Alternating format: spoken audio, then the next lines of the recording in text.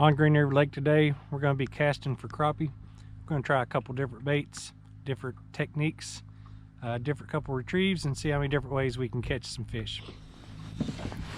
First one, it's just a little 1/16 ounce jig with a red and white tube. We're in 8 foot of water. I usually make the cast, count it down about 6 seconds. This reel is a 5 to 1, and I just like to do a steady retrieve. Some people like to jig it and pop it and all that, but I found out on crappie just a slow retrieve works best. Hopefully I can catch one on the first cast.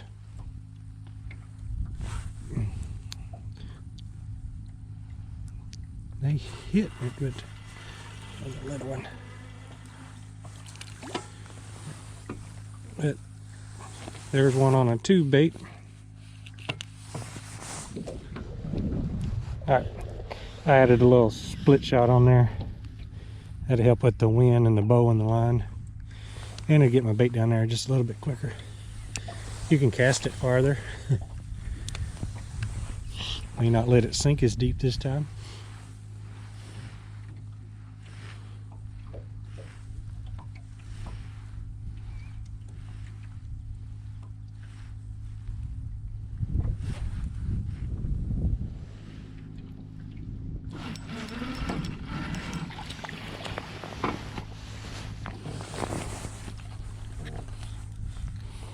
I'm going.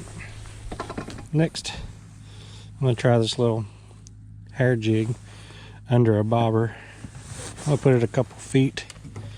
The way I like to do mine, I like to rig them upside down, and I wrap the top one twice. That way your bobber don't slip. Then when you pull it back to you, it'll come straight to you. If you rig it like this and you pull it to you, this wants to act like a planer board and make it run sideways, and if there's a tree limb anywhere near you, it will run straight to it every time. It's this technique here. You could use it from the bank and you could cast your jig farther.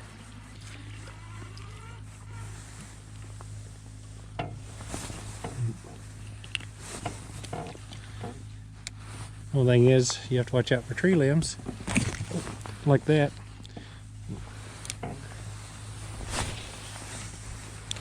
I'll catch one more on this and we'll go to something else. But just reel it fast enough to make the bobber make a wake. And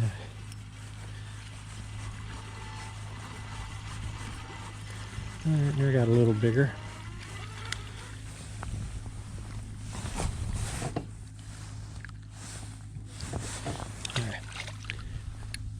One more. Next, we're going to try a rooster tail.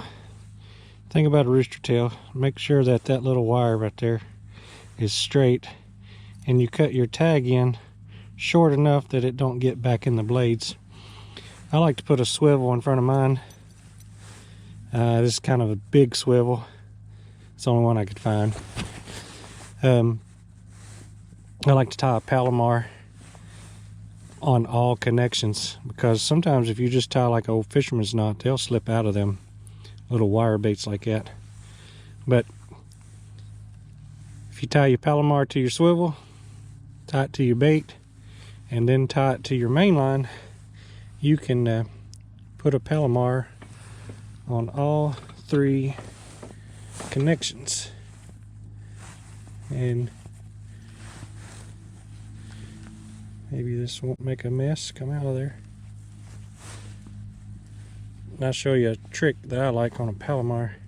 After you loop it and you go around your bait, put your finger right there, and that knot will seat above it just like that. Wet it and it will slide straight down till you snug it. Then pull your tag in to tighten it, and it won't burn your line. And I've hardly ever, lost a bait. I've straightened out 5/0 hooks bass fishing before. But there's that. Let's try it. Same deal, kind of let it sink a little bit. On the Rooster Tails, I like to give it a little pop and make sure the blade starts spinning. And the thing about a Rooster Tail, it will usually catch anything that swims. So you might catch a white bass, you might catch a bluegill. There's no telling what a Rooster Tail will catch. The only problem with them is a lot of times they get all three hooks in their mouth and they're hard to get unhooked. And like sometimes a bluegill, there's just no way around it. You end up having to rip his mouth apart to get the bait out. I hate it, but it's just name of the game, I guess. Yeah, I think they're gonna make a liar out of me because they're not wanting to hit this thing. Throw a little bit more to the left. There's some old stumps out there in the middle of the channel. This fish like to gang up on them early spring.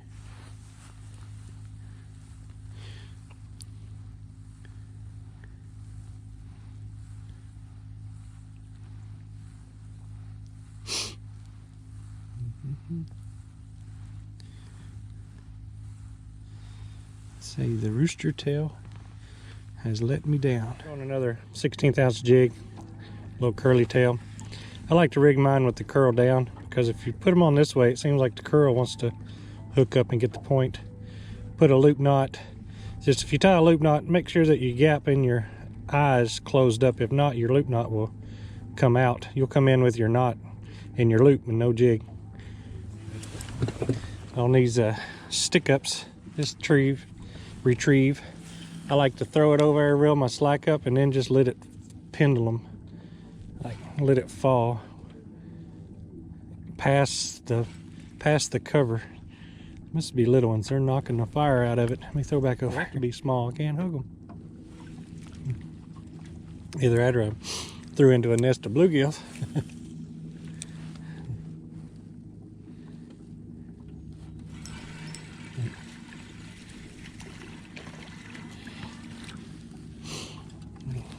He choked it. You can't even see the jig.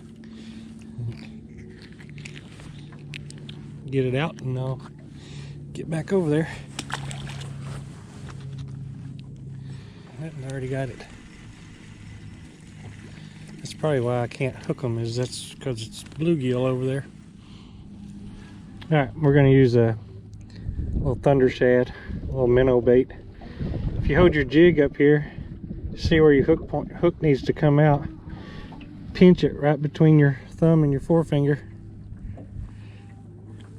Set your hook point dead center of the bait and just push straight down and come out right between your fingers.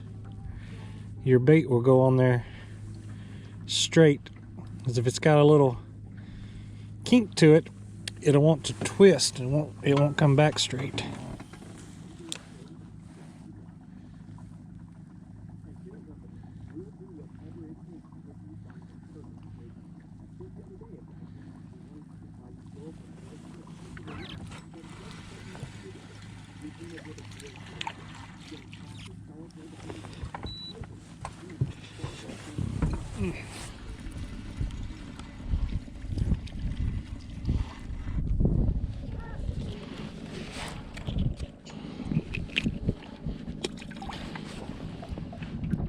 Another option, it's these little small crankbaits. The wind's getting up a little bit and it's hard to throw those little 1/16 ounce jigs without getting a big bow in your line. So I'm going to try a crankbait. Here's my advice on the proper way to fish a crankbait. Throw it out there and try to hang it up. And the more stuff you can hit and bang it off of, the better it works.